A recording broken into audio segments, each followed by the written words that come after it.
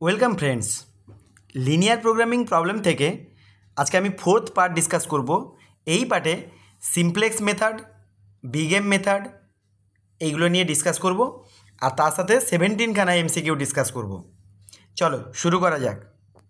প্রথমে একটা থিওরেম লিখেছি, দেখো, the fundamental theorem of LPP, if the linear programming problem admits of an optimal solution, then the optimal solution will coincide with at least one basic feasible solution. এটা একটা ভীষণ important একটা কথা। একটা এলপিপির যদি অপটিমাল সলিউশন পাওয়া যায় তাহলে সেটা কোথায় পাওয়া যাবে? এর অ্যাটলিস্ট অন্তত একটা বেসিক ফিজিবল সলিউশনে এই অপটিমাল সলিউশনটা পাওয়া যাবে।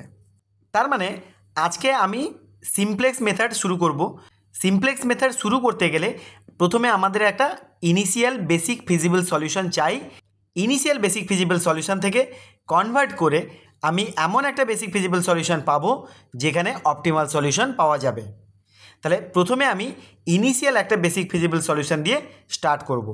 এই ইনিশিয়াল বেসিক ফিজিবল সলিউশন পেতে গেলে একটা প্রবলেমকে তার স্ট্যান্ডার্ড ফর্মে নিয়ে যেতে হয়। তাহলে একটা এক্সাম্পল নিই। এখানে প্রথম যে প্রবলেমটা নিয়েছি দেখো, সেটা হচ্ছে ম্যাক্সিমাইজিং প্রবলেম। এখানে দুটো কথা বলি, ম্যাক্সিমাইজেশন প্রবলেম আছে বলে তাই এটা যা আছে অ্যাজ ইট ইজ থাকবে। তাহলে ম্যাক্স জেড আমি এটার স্ট্যান্ডার্ড ফর্মে নিয়ে যাচ্ছি। ম্যাক্স জেড ইকুয়াল টু যা লেখা আছে তাই লিখব, x1 plus x2 plus 3x3। এটা যদি মিনিমাইজেশন প্রবলেম থাকতো তাহলে কি লিখতাম দেখো, মিনিমাইজ জেডকে আমরা ম্যাক্সিমাইজ জেডে কনভার্ট করে নিতাম। তাহলে ম্যাক্সিমাইজ জেড, জেড থাকবে না তখন, জেড স্টার হয়ে যাবে। তাহলে maximize Z star equal to কী আসবে? এখানে জেড ইকুয়াল টু যেটা লেখা আছে একে মাইনাস দিয়ে যদি মাল্টিপ্লাই করে দাও তাহলে মাইনাস দিয়ে মাল্টিপ্লাই করলে কত আসবে? Minus x1 minus x2 minus 3x3। এখানে যদি মিনিমাইজ জেড লেখা থাকতো তাহলে maximize Z star equal to minus দিয়ে লিখতাম। তার মানে any minimizing problem min Z, এটাকে কি লেখা যাবে? Maximize of Z star. Z star মানে কি? এখানে জেড যেটা লেখা আছে তাকে মাইনাস দিয়ে multiply, maximize of minus Z, এটা লেখা যাবে। একটা মিনিমাইজেশন প্রবলেম নিয়ে সেখানে আমি পরে ডিসকাস করব। আপাতত এই ম্যাক্সিমাইজিং প্রবলেমটাকে বলি। তাহলে এখানে ম্যাক্স জেড হচ্ছে যে আছে অ্যাজ ইট ইজ থাকবে, এটা হচ্ছে প্রথম কথা। দ্বিতীয় কথা হচ্ছে এখানে দেখো এই যে এই বিগুলো যে আছে এগুলোকে স্মল বি বলা হয়, এগুলোকে বলা হয় রিকোয়ারমেন্ট ভেক্টর। যাই হোক, তো এই রিকোয়ারমেন্ট ভেক্টরগুলো যদি নেগেটিভে কখনো থাকে তাহলে আগে প্রথম কাজ হচ্ছে এই নেগেটিভটাকে তাড়িয়ে নেওয়া, মানে পজিটিভ করে নেওয়া। কিভাবে? সাপোজ 2x1 মাইনাস x2 এটা লেসর ইকুয়াল টু মাইনাস 3 আছে, তাহলে এই মাইনাস 3টাকে প্লাস 3 করতে গেলে মাইনাস দিয়ে মাল্টিপ্লাই করে দাও। তাহলে মাইনাস দিয়ে মাল্টিপ্লাই করলে কত আসবে? মাইনাস 2x1 প্লাস x2, এটা গ্রেটার অর ইকুয়াল টু 3 হয়ে যাবে। তাহলে দুটো কথা, একটা হচ্ছে মিনিমাইজিং প্রবলেম থাকলে তাকে ম্যাক্সিমাইজ করে লিখবো, আর দ্বিতীয়ত হচ্ছে এখানে বিগুলো যদি নেগেটিভে থাকে তাহলে তাকে পজিটিভ করে লিখব। এর পরের কাজ হচ্ছে এখান থেকে যদি আমাকে ইনিশিয়াল বেসিক ফিজিবল সলিউশন পেতে হয় তাহলে আমাকে একটা বেসিস ফর্ম করতে হবে, আর সেই বেসিসটা আসবে এই আইডেন্টিটি ম্যাট্রিক্সের করসপন্ডিং। যেহেতু এখানে দুটো কনস্ট্যান্ট আছে তাহলে আমার আইডেন্টিটি ম্যাট্রিক্সটা আসবে 2x2 অর্ডারের, দ্যাট ইজ 1 0 0 1। এই ইনিশিয়াল বেসিসটাকে এখানে তৈরি করতে হবে। তো তার জন্যে দেখো এটাকে ইকুয়ালিটিতে নিয়ে যেতে হবে। এই যে লেসর ইকুয়াল টু আছে মানে ইনইকুয়েশানগুলো আছে, ইনইকুয়েশানগুলোকে প্রথমে ইকুয়েশানে কনভার্ট করতে হবে। ইকুয়েশানে কনভার্ট করতে গেলে যেহেতু লেসর ইকুয়াল টু আছে মানে এই ভ্যালুটা এই 3 এর থেকে কিছুটা ছোট, তাহলে ইকুয়ালিটিতে আনতে গেলে তার সাথে কিছু অ্যাড করতে হবে। তাহলে যে ভেরিয়েবলগুলোকে আমি অ্যাড করে এটাকে ইকুয়াল করব সেগুলোকে বলা হয় স্ল্যাগ ভেরিয়েবল। তাহলে এখানে দেখো এই x3 এর সাথে একটা স্ল্যাগ ভেরিয়েবল অ্যাড করব x4, আর এখানে একটা স্ল্যাগ ভেরিয়েবল অ্যাড করব x5। তাহলে যেহেতু x4 এখানে অ্যাড করছি না তাহলে x4 এর করসপন্ডিং ভ্যালুটা কত হবে? 0। তাহলে 0x4 করলাম, আর এখানে যেহেতু x5 অ্যাড করছি না তাহলে এখানে করব 0x5। দেখো এখানে লিখে নিয়েছি আমি, এইগুলো তো ছিল 3x1 2x2 x3 পর্যন্ত ছিল, আর x4 আমি অ্যাড করলাম যেহেতু এটাকে ইকুয়ালিটিতে আনতে হবে, আর x5কে এখানে অ্যাড করিনি তাই 0 দিয়ে দিয়েছি, আর এখানে এটা ছিল এর সাথে দিয়েছি 0x4 কারণ x4 এখানে অ্যাড করিনি, এখানে x5 অ্যাড করেছিলাম তাহলে 1 দিয়েছি। তাহলে ভেরিয়েবল টোটাল কতগুলো হলো? x1 x2 x3 x4 x5। তাহলে এই 5খানা ভেরিয়েবল হলো, এগুলো সবাই গ্রেটার অর ইকুয়াল টু 0 হবে। এটাকে বলে নন নেগেটিভিটি কন্ডিশন। তো এটা তো থাকবেই গ্রেটার অর ইকুয়াল টু 0। আচ্ছা এখানে দেখো, এখানে ম্যাক্সিমাইজ জেডের ক্ষেত্রে এখানে 3খানা ভেরিয়েবল ছিল x1 x2 x3, এর সাথে আরও যে দুটো ইন্ট্রোডিউস করলাম সেই দুটোকে কী করব 0 x4, কারণ এগুলোর ভ্যালুর উপর কোনো ইফেক্ট পড়বে না, তাই 0 x4 প্লাস 0 x5 এইটা আমি লিখে নিলাম। তাহলে এইটা যেটা এলো এটাই হচ্ছে আমাদের স্ট্যান্ডার্ড ফর্ম। কেন দেখো এখানে বেসিস ফর্ম করেছে, একটা আইডেন্টিটি ম্যাট্রিক্স এসছে, x4 এর কোএফিসিয়েন্ট হচ্ছে 1, এটা 0, এখানে 0, এখানে হচ্ছে 1, তাহলে আইডেন্টিটি ম্যাট্রিক্স এসছে। এবারে দেখো যে স্ট্যান্ডার্ড ফর্মটা বললাম সেই স্ট্যান্ডার্ড ফর্মটা এখানে লিখে নিয়েছি। এই স্ট্যান্ডার্ড ফর্মের করসপন্ডিং একটা টেবিল বানিয়েছি, সেই টেবিলে আমি এগুলোকে সাবস্টিটিউট করব, দিয়ে টেবিলটা থেকে কীভাবে ক্যালকুলেশন করতে হয় সেটা দেখাবো। দেখো এই যে জেড অবজেক্টিভ ফাংশান যেটা ছিল, অবজেক্টিভ ফাংশানের যে কোএফিসিয়েন্টগুলো আছে, দ্যাট ইজ x1 এর কোএফিসিয়েন্ট, x2 এর কোএফিসিয়েন্ট, x3 এর কোএফিসিয়েন্ট, এইগুলোকে নেব সিজে হিসাবে। তাহলে এইখানে আমি লিখলাম সিজে, এর করসপন্ডিং কোএফিসিয়েন্টগুলো লিখে নিলাম 1 1 3, তারপরটা 0 0। দ্যাট ইজ এই x4 আর x5 এই দুটো তো বেসিস ফর্ম করবে, কারণ এইটা আইডেন্টিটি ম্যাট্রিক্স ফর্ম করবে, তার করসপন্ডিং যে ভ্যালুসগুলো আছে সেগুলো 0 অ্যাসাইন করা আছে, তাহলে এগুলোকে 0 0 নিয়ে নিলাম। আচ্ছা এখানে লিখব সিবি, দ্যাট ইজ বেসিস ভেরিয়েবলের করসপন্ডিং যে কস্টগুলো। পরেটা নেব বি, বি মানে হচ্ছে বেসিস ভেক্টরসগুলো কোনগুলো আসবে। তারপরে আছে এক্সবি, এক্সবি মানে হচ্ছে বেসিস ভেক্টরগুলো কোন ভেরিয়েবলের করসপন্ডিং আসছে সেগুলোকে লিখব। তাহলে এখানে দেখো x4 আর x5 এই দুটোকে আমরা বেসিস ভেরিয়েবল হিসেবে কনসিডার করব ইনিশিয়ালি, তাহলে এগুলো বেসিস ভেরিয়েবল হয়ে যাবে। তাহলে এখানে লিখব x4 আর এটাতে লিখব x5, এখানে লিখব বিটা, দ্যাট ইজ ওই রিকোয়ারমেন্ট ভেক্টরটা, এখানে আছে 3 আর 2, তাহলে এখানে লিখব 3, এখানে লিখব 2। এবারে এই প্রত্যেকটা ভেরিয়েবলের করসপন্ডিং যে ভেক্টরসগুলো আসবে, মানে দ্যাট ইজ 3 2 2 1, এইগুলোকে করসপন্ডিংলি এই x1 এর করসপন্ডিং ভেক্টরটাকে a1 ভেক্টর, তারপরটা a2 vector, x2 corresponding, x3 corresponding a3 vector, a4 a5 নিলাম। এবার x1 ভেক্টরের করসপন্ডিং ভ্যালুসগুলো কী কী আছে 3 আর 2, এই দেখো এখানে 3 আর 2 আছে। তারপর এটা আছে 2 1, তাহলে এখানে লিখে নাও 2 1, তারপর আছে 1 2, তারপরে দেখো x4 এর করসপন্ডিং 1, আর এখানে নিচেরটাতে কত আসবে 0 x4 এর করসপন্ডিং, আর x5 এর করসপন্ডিং প্রথমটাই আসবে 0, পরেরটা আসবে 1। এবার দেখো বেসিস ভেক্টরগুলো কী কী হলো a4 আর a5, তাহলে এখানে লিখব a4 আর a5, এটা হচ্ছে আমাদের ইনিশিয়াল বেসিস ভেক্টরস। আর তার করসপন্ডিং ভ্যালুসগুলো কী কী আছে 0 আর 0, দ্যাট ইজ এখানে লিখব 0, নিচেটায় লিখব 0। এই হচ্ছে আমাদের কমপ্লিট টেবিল। এবারে আমরা এখানে একটা কোয়ান্টিটি ক্যালকুলেট করব Z J minus C J. এইটা কী করে ক্যালকুলেট করব দেখো, এই যে এখানে 3 আছে, 3 এর সাথে মাল্টিপ্লাই করব 0, 2 এর সাথে মাল্টিপ্লাই করব 0, দিয়ে প্লাস করব, দিলে আসবে জেড জে। সেখান থেকে সি জে মানে হচ্ছে এই 1, এটাকে সাবট্রাক্ট করব। তাহলে দেখো 3 ইন্টু 0 করলে 0, 2 ইন্টু 0 করলে 0, সেখান থেকে -1 করলে 1টাকে মাইনাস করলে আসবে -1। এই 2 এর সাথে 0, আবার 1 এর সাথে 0, আর এটা মাইনাস করলে আসবে -1। সিমিলারলি 1 এর সাথে 0, 2 এর সাথে 0 মাল্টিপ্লাই করে সেখান থেকে 3 সেপারেট করলে -3 আসবে।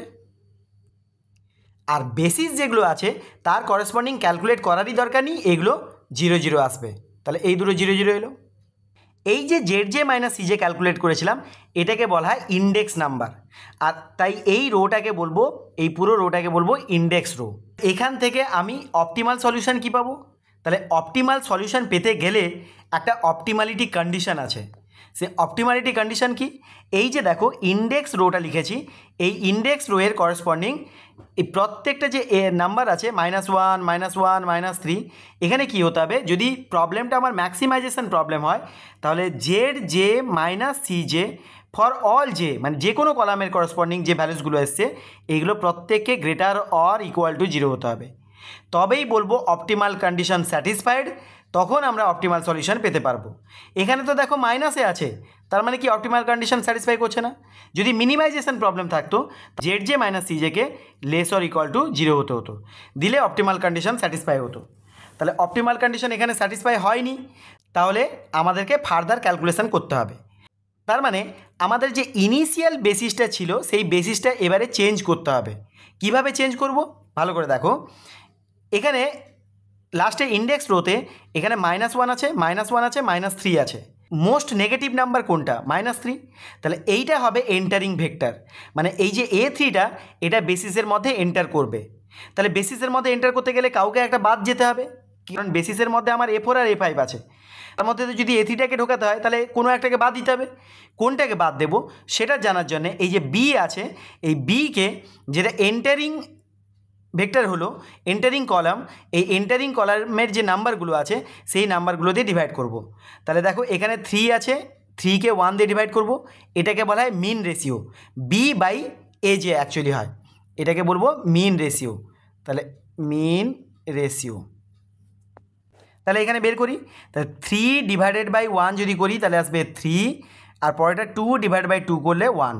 তাহলে এই মিন রেশিওগুলোর মধ্যে কোনটা মিনিমাম হলো?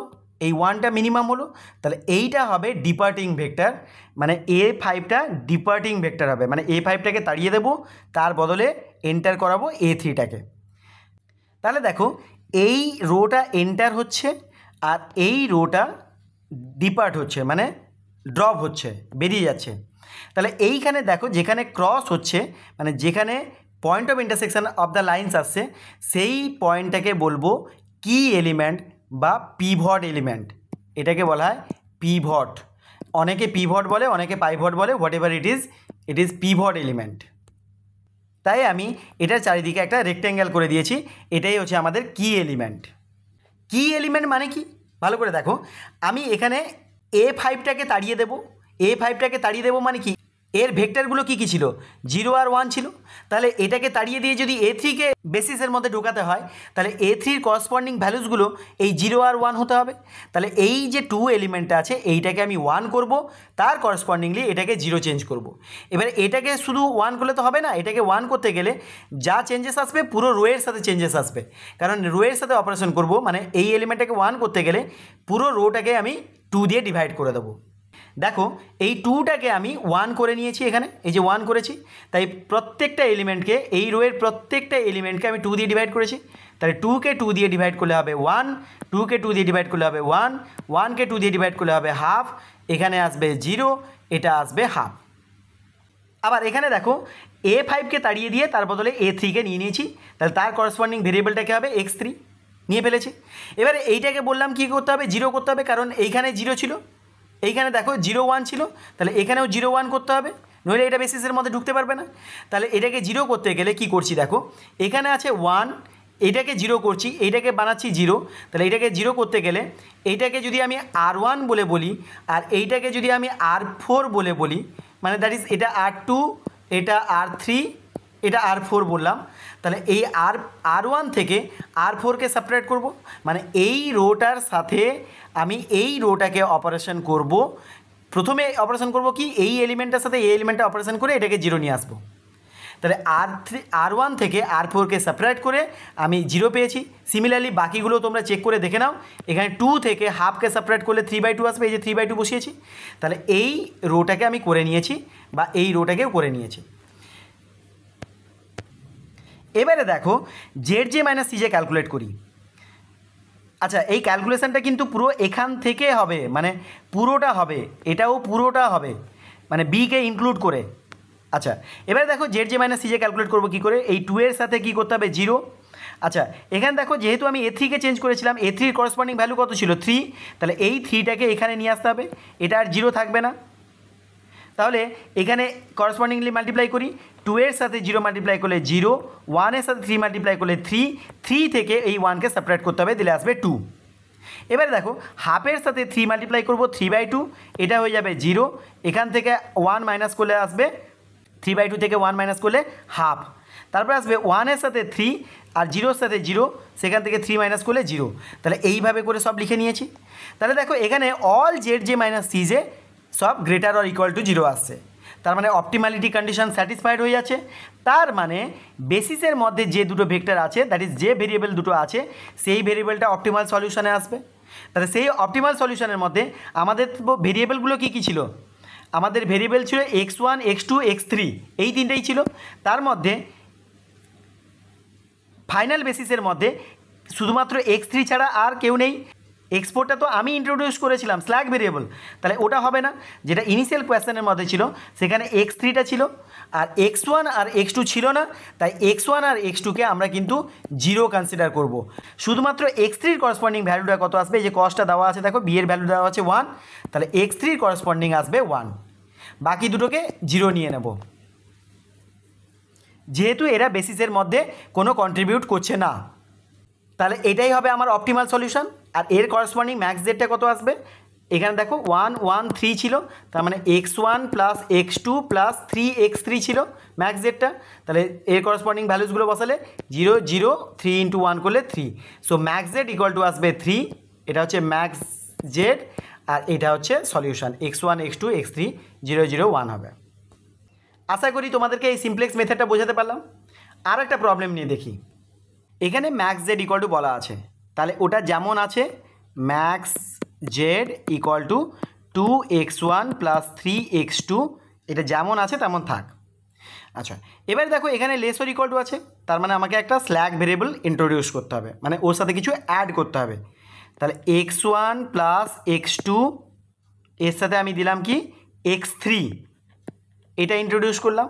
তাহলে যেহেতু x3 ইন্ট্রোডিউস করলাম, তাহলে এখানে 0x3 দিয়ে দিতে হবে, কারণ x3-এর সাথে 0 অ্যাসাইন করতে হবে। কেন? কারণ এটা ম্যাক্সিমাইজ জেডে কোনো ইফেক্ট ফেলবে না। আচ্ছা, এর পরেরটা আছে দেখো ইকুয়ালিটি আছে। বেশ, ইকুয়ালিটি থাকলে আমরা কিছুই করব না, এটা যেমন আছে তেমন থাক, x1 প্লাস 2x2। তারপর এটা আছে দেখো 2x1 plus x2 laser equal to 8, তাহলে 2x1 প্লাস x2, তাহলে এখানে আরেকটা স্ল্যাগ ভেরিয়েবল ইন্ট্রোডিউস করতে হবে। আমি এর সাথে ইন্ট্রোডিউস করলাম x5, x4টা কেন নিলাম না সেটা আমি পরে বলছি, x5, তাহলে এটা ইকুয়াল টু আমার হয়ে গেল 8, তাহলে ইকুয়ালিটি হয়ে গেল। আচ্ছা, এটা ইকুয়াল টু 5 ছিল আর এটা ইকুয়াল টু 8 ছিল, লিখে ফেললাম। আচ্ছা, তাহলে যেহেতু আমি x5 অ্যাড করেছি, তাহলে x5-এর সাথেও 0 অ্যাসাইন করব, তাহলে 0x5। আচ্ছা, এবারে দেখো এটার কোএফিসিয়েন্টগুলো কী এলো, এখানে তো আমি x3 দিইনি, তার মানে 0x3 দিয়ে দিলাম। আবার এই লাইনেও আমি x3 অ্যাড করিনি, তাহলে এটাকেও 0x3 দিয়ে দিলাম। তাহলে বেসিসের মধ্যে দেখো যে আমাদের আইডেন্টিটি ম্যাট্রিক্স চাই, তার 1 0 0 x3-র করসপন্ডিং এসে গেছে। আচ্ছা, পরেরটা দেখো, পরেরটা আমি x4 এখানে অ্যাসাইন করিনি, তাই এখানে 0x4 অ্যাসাইন করলাম, এখানেও আমি 0x4 অ্যাসাইন করলাম। এইবারে একটা কথা বলি, যেহেতু এটাকে বেসিস ফর্ম করতে হবে, মানে আইডেন্টিটি ম্যাট্রিক্স ফর্ম করতে হবে, এটা ইকুয়ালিটি থাকা সত্ত্বেও আমাকে একটা ভেরিয়েবলকে ইন্ট্রোডিউস করতে হবে x4-কে, যেটাকে আর্টিফিশিয়াল ভেরিয়েবল বলবো। কেন আর্টিফিশিয়াল বলবো? কারণ এটার কোনো প্রয়োজনীয়তা নেই এখানে, আমাকে শুধুমাত্র দিতে হচ্ছে এটাকে বেসিস ম্যাট্রিক্স ফর্ম করার জন্যে। তাই এখানে আমি কি করব, প্লাস একটা আর্টিফিশিয়াল ভেরিয়েবল x4 ইন্ট্রোডিউস করব, যার করসপন্ডিং ভ্যালুসটাকে এতটাই লার্জ নেব -m(x4), যেখানে এমটা হচ্ছে এতটাই লার্জ যে -m এতটাই স্মল হয়ে যাবে যে এটা এই ম্যাক্সিমাইজিং প্রবলেমের উপর কোনো ইফেক্ট ফেলবে না। দ্যাটস ওয়াই এই এমটাকে খুব বিগ নেওয়া হয়, whatever big you can understand. তাহলে দেখো 1 0 0 ফর্ম করেছিল, এখানে 0 1 0 ফর্ম করছে, আর পরেরটা x5-এর করসপন্ডিং এখানে তো নেই x5, তাহলে 0x5, এখানে 0x5 আর এখানে x5 আছে, তাহলে 0 0 1। তাহলে দেখো এই তিনটে নিয়ে আমার আইডেন্টিটি ম্যাট্রিক্স ফর্ম করছে। তাহলে আমাদের বেসিস পেয়ে গেলাম, তাহলে ইনিশিয়াল বেসিক ভিজিবল সলিউশন পেয়ে গেলাম। তাহলে আমি এবারে টেবিল তৈরি করব। তাহলে দেখো এখানে আমি স্ট্যান্ডার্ড ফর্মটা লিখে নিয়েছি আর টেবিলটা তৈরি করেছি, টেবিলের করসপন্ডিং হিসেবগুলোও আমি লিখে নিয়েছি। তোমরা একটু দেখো, এখানে দেখো ম্যাক্সিমাইজ জেড ইকুয়াল টু লেখা ছিল 2 3 0 -m0, 2 3 0 -m0, আর ভেক্টরগুলো কী কী আসবে, a1 a2 a3 a4 a5 পর্যন্ত। তাহলে a1 a2 থেকে a5 পর্যন্ত লিখে নিয়েছি, তার করসপন্ডিং ভ্যালুসগুলো দেখো 1 1 2, এখানে 1 2 1, এগুলো সব লিখে নিয়েছি। আর বেসিসের মধ্যে কে কে এলো, x3 x4 আর x5, তাহলে x3 x4 আর x5 তার করসপন্ডিং ভেক্টরগুলো a3 a4 a5, আর তার করসপন্ডিং ভ্যালুসগুলো দেখো, x3-র করসপন্ডিং 0, x4-এর করসপন্ডিং -m আর x5-এর করসপন্ডিং 0, তাহলে এই ভ্যালুসগুলোও লিখে নিয়েছি। আর বিটা ছিল 858, এই যে বিটাকেও লিখে নিয়েছি। এবারে যদি আমরা Z J minus C J calculate করি, এখানে Z J minus C J calculate করলে কী আসবে দেখো, 1 ইন্টু 0, 1 ইন্টু মাইনাস এম আর 2 ইন্টু 0, তাহলে 1 into 0 0, 2 into 0 0, 1 into minus M করলে মাইনাস এম, আর এটা মাইনাস 2 হবে, তাহলে মাইনাস এম মাইনাস 2। সিমিলারলি এটা ক্যালকুলেট করেছি, এটা ক্যালকুলেট করেছি, এগুলো সব ক্যালকুলেট করেছি। তাহলে এবারে দেখো এমটা তো খুব বিগ, তার মানে মাইনাস এমটা খুব স্মল হবে। সিমিলারলি মাইনাস 2 এমটা আরও স্মল হবে। এমটা যেহেতু খুব বিগ, তাহলে মাইনাস অফ 2 এমটা খুব স্মল হবে, তার করসপন্ডিং এই 3 2 এগুলোর কোনো সিগনিফিক্যান্স থাকবে না। তাহলে এইটা হচ্ছে খুব স্মল, তাই এটাই হবে এন্টারিং ভেক্টর। যেটাতে মাইনাসে সবচেয়ে বেশি ভ্যালু থাকে সেটাই হবে এন্টারিং ভেক্টর। মাইনাসে এটাই সবচেয়ে বড়, তাই এটাই হবে এন্টারিং ভেক্টর। আর এটা যদি এন্টার করে তাহলে ডিপার্টিং ভেক্টর একটা হবে। ডিপার্টিং ভেক্টর কী হবে, 8কে তোমরা 1 দিয়ে ডিভাইড করো, 8, 5কে 2 দিয়ে ডিভাইড করো, 5/2, আর 8কে 1 দিয়ে ডিভাইড করলে 8, সো 5/2টা হচ্ছে স্মল 8-এর রেসপেক্টে। তাহলে এইটাই হবে ডিপার্টিং ভেক্টর, মানে কি x4, মানে দ্যাট ইজ A4টাকে তাড়িয়ে দেবো, এইটাকে তাড়িয়ে দেবো, তার বদলে কে ঢুকবে, A2 ঢুকে যাবে। তাহলে পরের টেবিলে আসবে A3 A2 A5। দেখো A3 A2 A5 এটাকে ঢুকিয়ে নিয়েছি। তার করসপন্ডিং ভেরিয়েবলগুলো কে কে, x3 x2 x5, তার করসপন্ডিং ভ্যালুসগুলো কে কে, A3 করসপন্ডিং দেখে নাও, এখানে A3 করসপন্ডিং 0, A2 করসপন্ডিং 3, আর A5-এর করসপন্ডিং হচ্ছে 0। তাহলে এই ভ্যালুসগুলো লিখে নিয়েছি।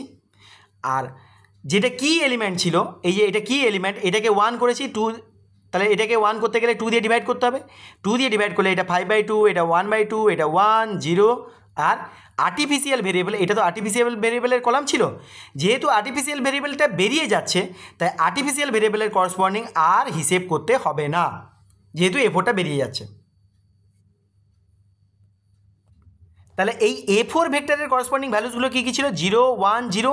তাহলে এই কলামটা যেটা এন্টার করলো সেই কলামের করসপন্ডিং এই ভ্যালুগুলো কী কী হতে হবে, 0 1 0। দ্যাট ইজ এটাকে তো 1 করলাম 2 দিয়ে ডিভাইড করে, এটাকে 0 করতে হবে। 1টাকে 0 করব কী করে, ওই 1 থেকে এই 2টাকে যেটা 1 করে এটা এই 1টা পেয়েছি, তাহলে এই রোটা থেকে এই রোটাকে যদি সেপারেট করে দাও তাহলে পেয়ে যাবে। তাহলে এর করসপন্ডিং এই ভ্যালুসগুলো আমরা পেয়ে গেছি, এগুলো ক্যালকুলেট করে এই ভ্যালুসগুলো পেয়েছি। এবারে দেখো Z J minus C J করলে যেটা ইন্ডেক্স রো হয়, সেই ইন্ডেক্স রোয়ে এখনও কিন্তু মাইনাস থেকে গেছে, তার মানে অপটিমালিটি কন্ডিশন স্যাটিসফাই করেনি এখনও। তাহলে আরও ফার্দার ক্যালকুলেশন করতে হবে, নেক্সট টেবিলে যেতে হবে। এখানে দেখো যেহেতু একটাই মাইনাসে আছে, তাহলে এটাই হবে এন্টারিং ভেক্টর। এটাই এন্টারিং ভেক্টর মানে কি, A1টা এন্টার করবে, ডিপার্ট করবে কে, দেখো মিন রেশিও যদি আমরা বের করি, মিন রেশিও বের করলে দেখা যাবে এই 11/2টাই হবে মিন রেশিও। 11/2 ডিভাইড বাই 3/2 করলে 11/3, এটাই সবচেয়ে ছোটো আসবে, মানে দ্যাট ইজ A5টাই হবে ডিপার্টিং ভেক্টর। মানে A5কে তাড়িয়ে দেবো, এর করসপন্ডিং এসে যাবে কি, A1টা এসে ঢুকে যাবে এখানে। তাহলে পরের টেবিলটা দেখো, A1টা এখানে ঢুকে গেছে, A2 তো আগেই থেকে ছিল, A3 আগে থেকে ছিল, তাহলে এইটা থেকে যাবে। তাহলে এর করসপন্ডিং A1-এর করসপন্ডিং ভ্যালুসটা ছিল 2, সেটা এখানে লিখে নিয়েছি। তাহলে আর বাকি ভ্যালুসগুলো লিখে নিয়েছি। এবারে দেখো অপটিমালিটি কন্ডিশন স্যাটিসফাই হয়ে গেছে। যেহেতু অপটিমালিটি কন্ডিশন স্যাটিসফাই হয়ে গেছে, তাহলে এখন আমার সলিউশনটা কে আসবে, সলিউশনটা আসবে x1 = 11/3, x2 = 2/3, আর x3টাকে নেব না কেন, তার কারণ যেটা আমাদের কোয়েশ্চেন ছিল সেখানে দেখো x1 আর x2 ছিল, ম্যাক্স জেড ইকুয়াল টু ছিল 2x1 + 3x2। তাহলে এখানে সলিউশনটা আসবে x1 = 11/3, x2 = 2/3, আর ম্যাক্স জেড ইকুয়াল টু আসবে 2x1 + 3x2 ছিল, তাহলে এখানে ভ্যালুসগুলো বসালে আসবে 9 হোল 1/3।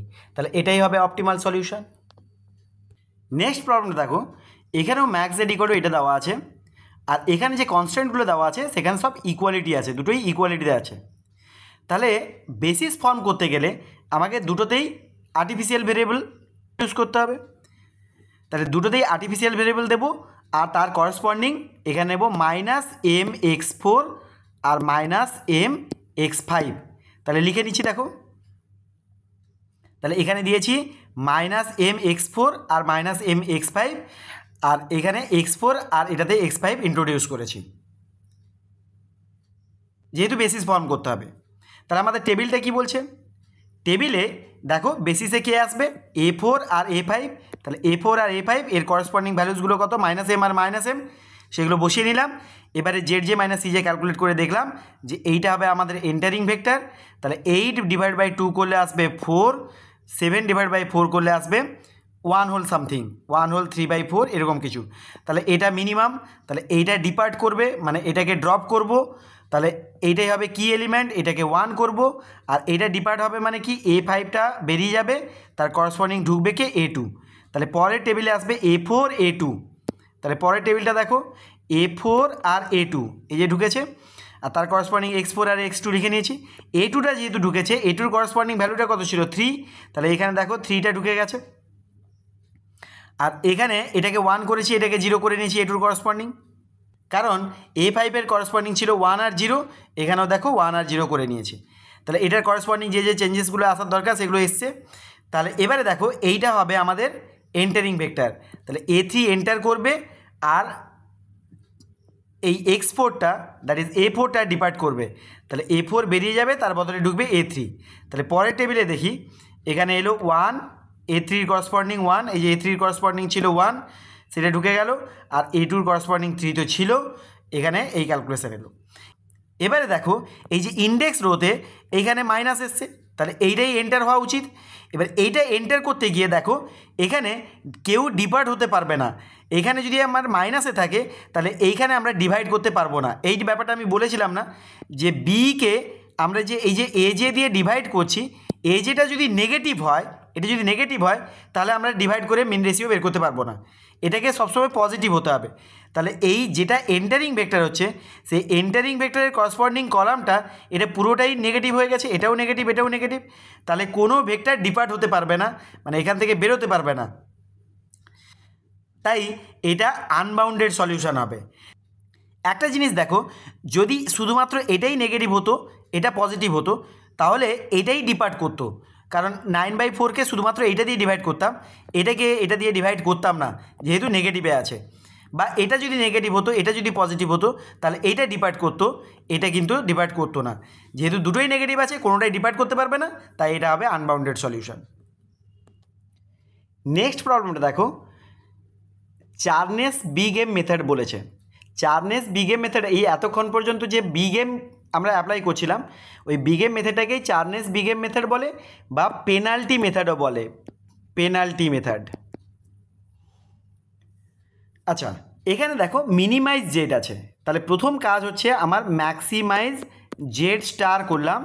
এটা কি হবে, এই জেড যেটা লেখা আছে মাইনাস দিয়ে মাল্টিপ্লাই করব, তাহলে -4x1 -2x2। আচ্ছা এরপরে দেখো গ্রেটার অর ইকুয়াল টু আছে, যদি গ্রেটার অর ইকুয়াল টু থাকে তাহলে এখান থেকে কিছু বাদ দিতে হবে, নইলে এর সাথে ইকুয়াল হবে কি করে। গ্রেটার অর ইকুয়াল টু মানে কি এই ভ্যালুটা এই 27-এর থেকে কিছুটা বেশি, তাহলে সেখান থেকে কিছু একটা মাইনাস করতে হবে। তাহলে 3x1 + x2, সেখান থেকে x3 আমি মাইনাস করলাম। তাহলে এই যে ভেরিয়েবলটা দিলাম এটাকে বলবো আমরা সারপ্লাস ভেরিয়েবল, কারণ এটা বেশি হয়ে গেছে এটাকে বাদ দিতে হচ্ছে ওই জন্য সারপ্লাস। আচ্ছা এখানে দেখো x1 + x2, তাহলে এখানে কি করব, এই x3-র করসপন্ডিং 0 দেবো, 0x3 প্লাস x1 + 2x2, এখানে দেবো 0x3। আচ্ছা এখানেও দেবো +0x3। আচ্ছা এই পরেরটাকে ইকুয়ালিটি করতে গেলে এখান থেকেও একটা ভেরিয়েবলকে সেপারেট করতে হবে, তাহলে এখান থেকে আমি সেপারেট করলাম -x4, তাহলে একেও দিলাম 0x4, আর একেও দিলাম +0x4, এখানেও দিলাম +0x4। আচ্ছা পরেরটাকেও গ্রেটার অর ইকুয়াল টু আছে, তাহলে এখান থেকেও সারপ্লাস দিতে হবে, মানে মাইনাস কিছু করতে হবে, তাহলে এখান থেকে আমি দিলাম -x5, তাহলে এটার করসপন্ডিং আসবে 0x5, এটার করসপন্ডিং আসবে +0x5। এবারে দেখো এখানে কোএফিসিয়েন্টগুলো কী কী আসছে, -1 0 0, তাহলে এটা তো বেসিস ফর্ম করবে না, কারণ আইডেন্টিটি ম্যাট্রিক্স হতে গেলে 1 0 0 হতে হবে। তাহলে এই প্রত্যেকটার করসপন্ডিং আমি আবার একটা করে ভেরিয়েবল ইন্ট্রোডিউস করব যার করসপন্ডিং কোএফিসিয়েন্ট হবে 1, দ্যাট ইজ এখানে নেব x6, এখানে নেব x7, এখানে নেব x8, তাহলে x8 পর্যন্ত চলবে। এটার করসপন্ডিং এটা আসবে 0x7 0 +0x8, এটা আসবে +0x6 প্লাস এটা x7, এটা +0x8, এটা আসবে +0x6 +0x7 +x8। দেখো এটা কিন্তু বেসিস ফর্ম করলো। এবারে এই যে x6 x7 আর x8 এটাকে আমি ইন্ট্রোডিউস করলাম শুধুমাত্র বেসিস ফর্ম করার জন্যে, তাই এইগুলোকে বলবো আর্টিফিশিয়াল ভেরিয়েবল। আর যেহেতু আর্টিফিশিয়াল ভেরিয়েবল তাহলে এই ম্যাক্স জেডের কাছে আমাদেরকে, আচ্ছা এখানে একটা 0x5 লেখা হয়নি, যেহেতু এগুলোকে আর্টিফিশিয়াল নিয়েছিলাম তাহলে এইগুলোকে আমাকে -m x6 -m x7 আর -m x8 দিতে হবে। আর এমটা হচ্ছে আ ভেরি লার্জ নাম্বার, তাহলে এগুলোকে ইন্ট্রোডিউস করতে হবে -m। আর এগুলোর করসপন্ডিং ইকুয়াল টু ছিল কত, এটা 27 ছিল, এটাকে ছিল 21, আর এটা ইকুয়াল টু হয়ে যাবে 30। তাহলে এটাই হচ্ছে আমাদের স্ট্যান্ডার্ড ফর্ম। তাহলে এখানে এই যে x1 থেকে x8 পর্যন্ত যতগুলো ভেরিয়েবল আছে প্রত্যেকটাই গ্রেটার অর ইকুয়াল টু 0 হবে। এখানে প্রথমে ইনিশিয়ালি ছিল x1 x2 greater equal to 0, তাহলে বাকিগুলোকেও আমরা করে নেব কি x1 থেকে x8 পর্যন্ত সবগুলো গ্রেটার অর ইকুয়াল টু 0। তাহলে আমাদের স্ট্যান্ডার্ড ফর্মটা কেমন হলো, ম্যাক্স জেড নয় ম্যাক্স জেড স্টার হবে, বিকজ এখানে জেড ছিল। জেড স্টার ইকুয়াল টু দেখো -4x2, দেখো -4x1 -2x2 প্লাস 0 0 0, এটা যেমন ছিল লিখে নিয়েছি।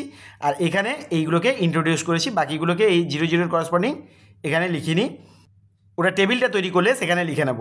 তাহলে এই ভ্যালুসগুলো আসছে। আর যেটা বলছিলাম x1 থেকে x8 পর্যন্ত সবগুলোই গ্রেটার অর ইকুয়াল টু 0 হবে। তাহলে এখন টেবিলে আসি। টেবিলটা দেখো বেসিসটা ফর্ম করছে কে কে, a6 a7 আর a8, এর করসপন্ডিং ভ্যালুসগুলো কত -m -m, এইখানে দেখো -m। বি ভেক্টরটা ছিল কি 27 21 30 লিখে নিয়েছি।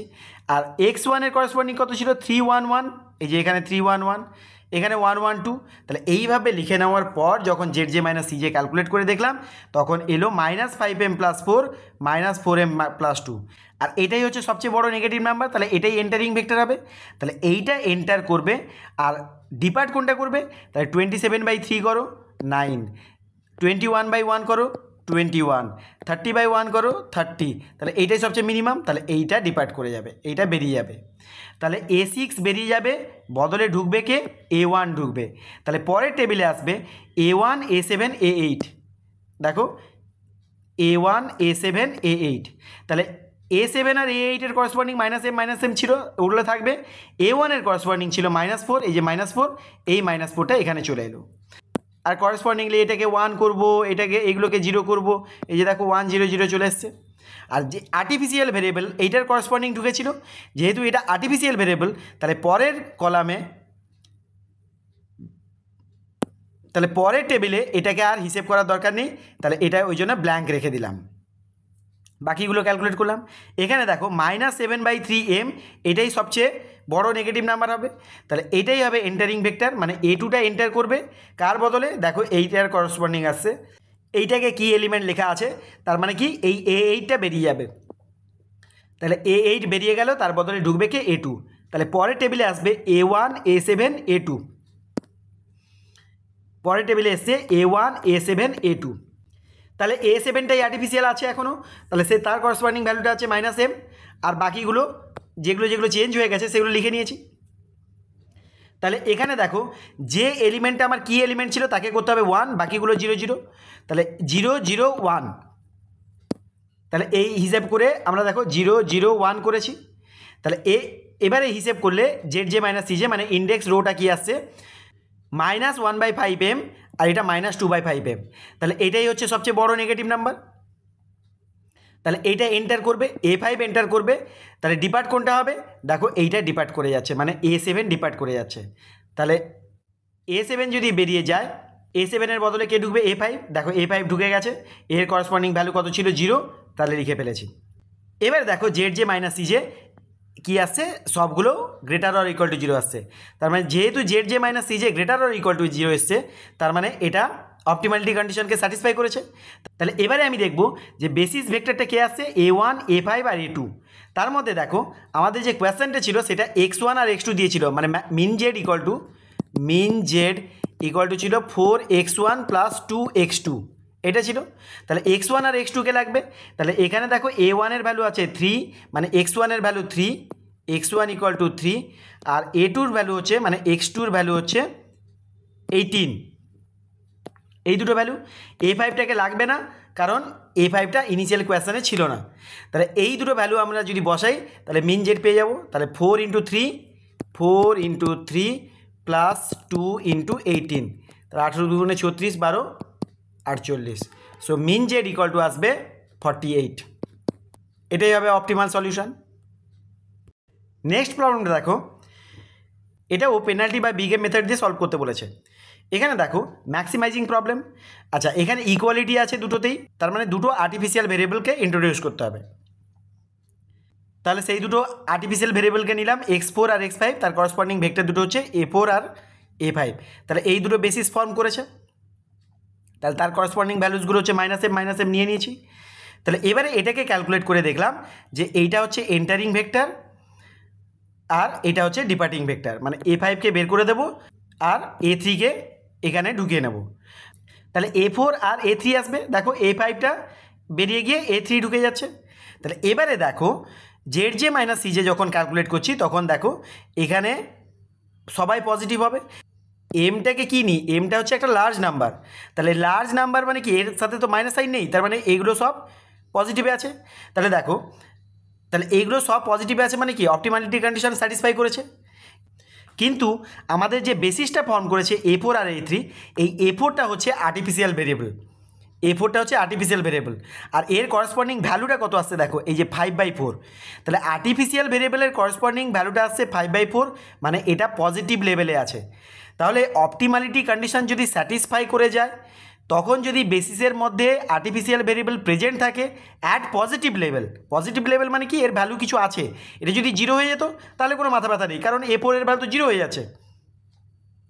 কিন্তু যেহেতু এটা পজিটিভ লেভেলে আছে, তাই এটা সলিউশন আসবে না।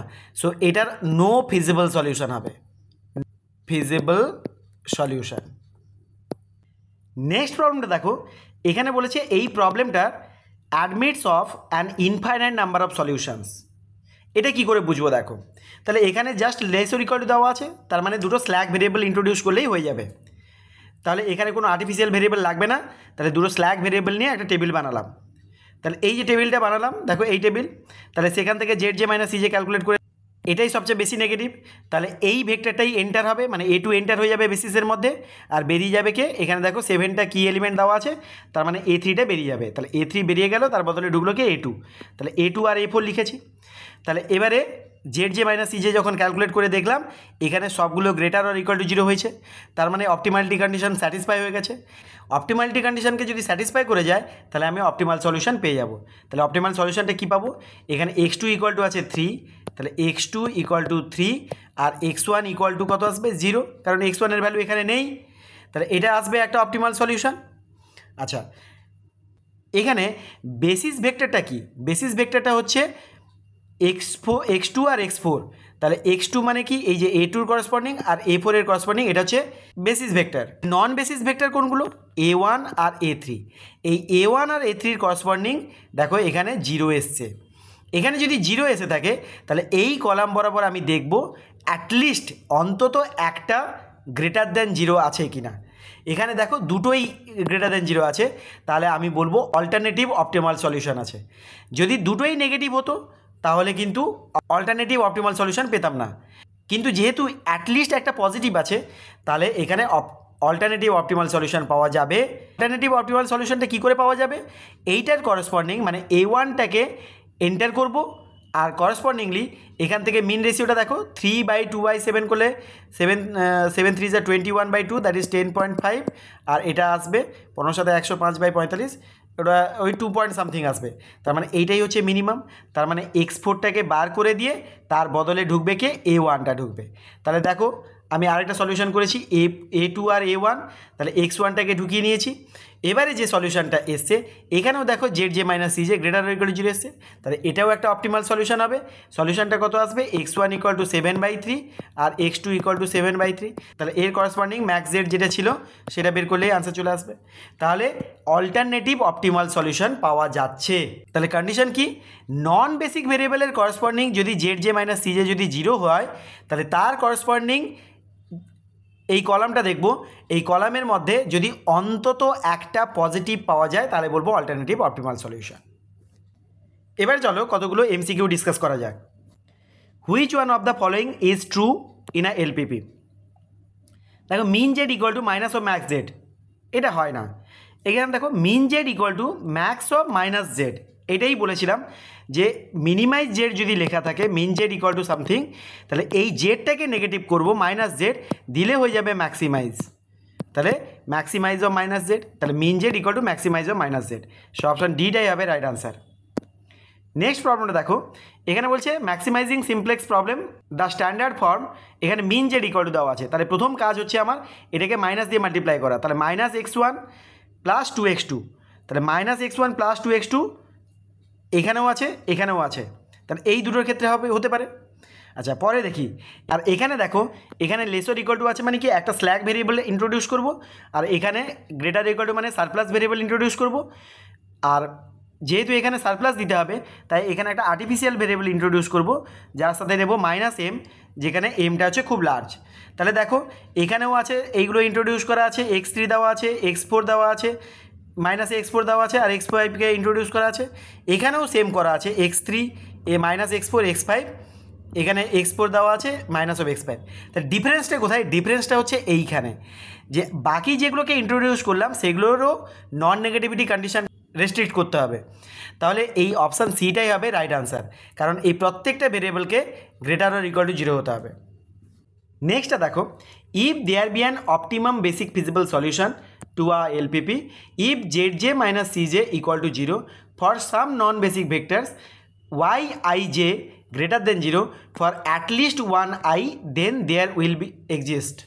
তাহলে অল্টারনেটিভ অপটিমাল সলিউশন পাওয়া যাবে, তাহলে alternative basic solution but not optimal, alternative basic optimal, তার মানে অপশান বিটাই হবে right answer, an alternative basic optimal solution.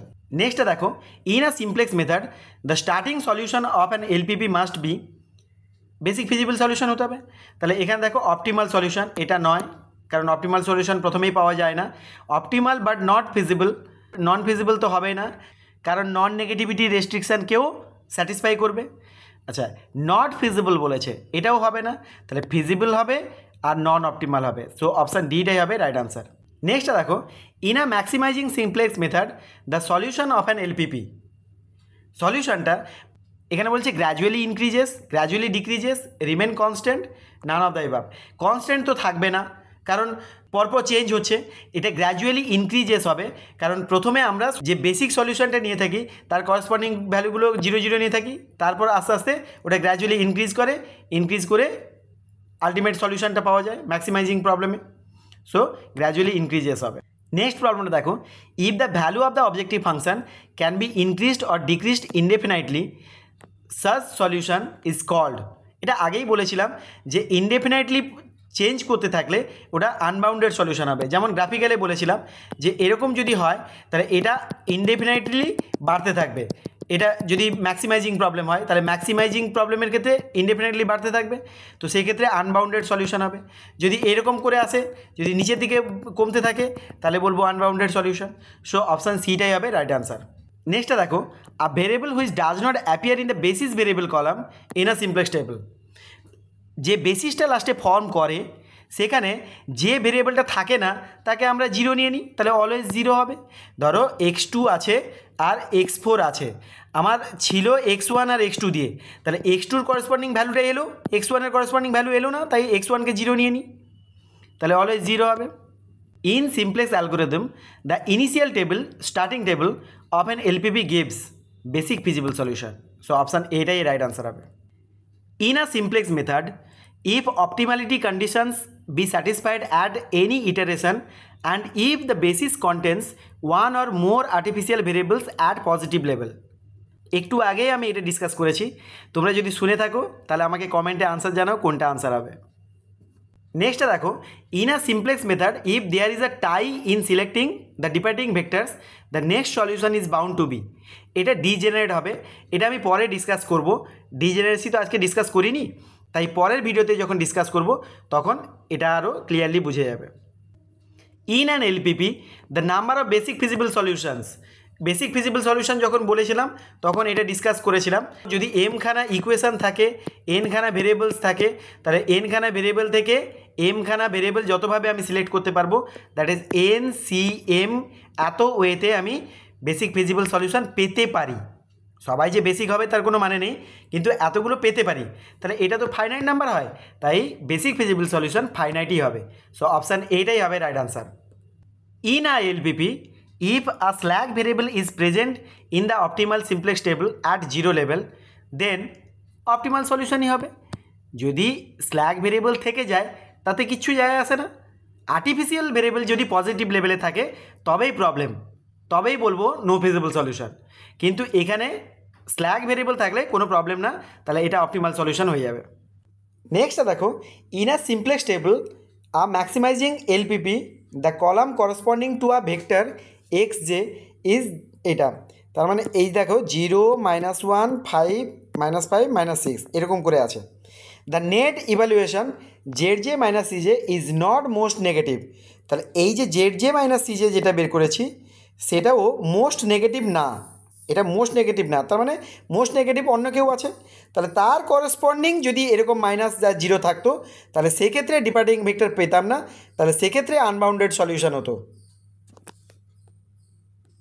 আচ্ছা, একটা কথা বলতে ভুলে গেছি, এই মিন রেশিও যখন আমরা বের করি তখন শুধু বলেছিলাম যে মাইনাসের ক্ষেত্রে মানে মাইনাস দিয়ে ডিভাইড করা যায় না, 0 থাকলেও ডিভাইড করা যায় না, একমাত্র পজিটিভ নাম্বার থাকলে তবেই ডিভাইড করা যায়। যাই হোক, তাহলে যদি এটা এন্টারিং ভেক্টর হতো তবে আমি বলতাম যে এটা আনবাউন্ডেড সলিউশন হবে। তাহলে যেহেতু এটা এন্টারিং ভেক্টর হবে না তাই যা ইচ্ছা হতে পারে, তাহলে মে বি বাউন্ডেড আর মে বি আনবাউন্ডেড, যা ইচ্ছা হতে পারে। এই বাকিগুলো হবে না, দেখো এখানে পার্টিকুলারলি আনবাউন্ডেড বলা আছে, এটা হবে না। এখানে বলা আছে বাউন্ডেড পার্টিকুলারলি বলা আছে, হবে না। এখানে বলা আছে বাউন্ডেড পার্টিকুলারলি বলা আছে, নাও হতে পারে। ফিজিবল বলা আছে, নাও হতে পারে। তাহলে এই জন্যে বললাম যে এটা বাউন্ডেডও হতে পারে, আনবাউন্ডেডও হতে পারে। নেক্সট দেখো, which one of the following statement is correct, every LPP has unique optimal solution, এটা ভুল কথা। সববার যে অপটিমাল সলিউশন থাকবে তার কোনো মানে নেই। Every maximising problem has unbounded solution, maximising হলেই যে আনবাউন্ডেড সলিউশন হতে হবে তার কোনো মানে নেই। আচ্ছা, every convex polyhedron is a convex set, এটাই ট্রু। কনভেক্স পলিহেড্রন হলে বা কনভেক্স হাল হলে সেটা কনভেক্স সেট হয়। নেক্সটটা দেখো, if a LPP has an optimal solution then it necessarily exist at least one of its, optimal solution যদি এক্সিস্ট করে তাহলে at least one basic feasible solution থাকতেই হবে। সো অপশান বিটাই হবে রাইট আনসার। নেক্সটটা দেখো, in a linear programming problem the big M method is use to remove an artificial variable from the basis, এটাই হবে right answer. Remove a slack variable এটা হবে না, সারপ্লাস ভেরিয়েবল হবে না, স্টার্ট দ্য সিমপ্লেক্স প্রসিডিওর এটাও হবে না, তাহলে অপশান এটাই হবে রাইট আনসার। আজকের ভিডিওর লাস্ট প্রবলেমটা বলি। In LPP artificial variables are introduced to solve the problem by simplex method.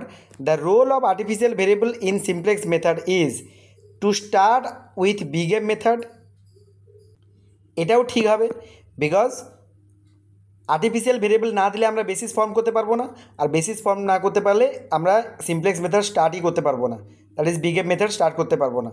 Two find the optimal dual cost in the optimal simplex table, এটাও ঠিক হবে। To aid in finding initial solution, এটাও ঠিক হবে। So all of the above, that is option ডিটাই হবে right answer. তাহলে আজকে আমি সিমপ্লেক্স আর বিগেম মেথড থেকে মোট 17খানা এমসিকিউ ডিসকাস করলাম। পরের পার্টে টু ফেজ, ডিজেনারেসি আর ডুয়াল প্রবলেম থেকে আরও কিছু এমসিকিউ ডিসকাস করব। আজকে এই পর্যন্ত। তোমাদের এই ভিডিওটা কেমন লাগলো আমাকে কমেন্টে জানাও। আজকে এই পর্যন্ত, সবাই ভালো থেকো।